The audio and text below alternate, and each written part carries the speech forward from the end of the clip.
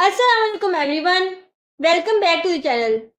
कभी सोचा है कि हजरत हुसैन ने सब कुछ कुर्बान कर दिया मगर सजदा ना छोड़ा। पानी ना था, बच्चे प्यासे थे, मगर अल्लाह पर यकीन था।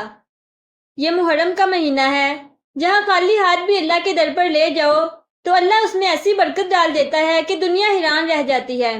आज अगर आपकी भी जेब खाली है, कारोबार बंद है या नौकरी नहीं मिल रही तो सुन लें, सिर्फ मुहर्रम के इन दिनों में एक अमल कर लें, इंशाअल्लाह रिस्क ही रिस्क होगा, बरकत ही बरकत होगी और नसीब की चमक आपको हैरान कर देगी।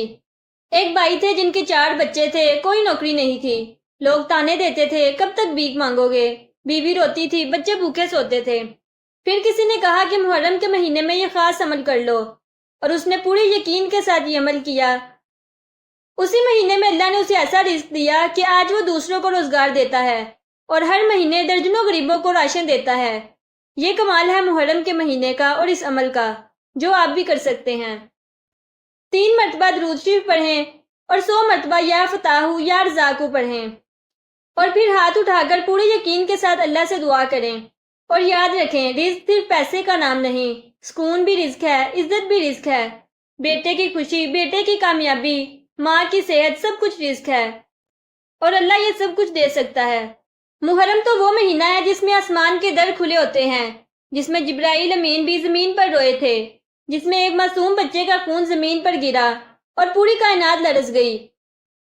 तो अगर आप अपने गम के साथ अल्लाह को पुकारेंगे तो वो क्यों नहीं सुनेगा। इस वीडियो को उन लोगों तक पहुंचाएं जिन्हें रिस्क की तंगी है, क्योंकि मुहर्रम सिर्फ गम नहीं, दुआ की कबूलियत का दरवाजा भी है।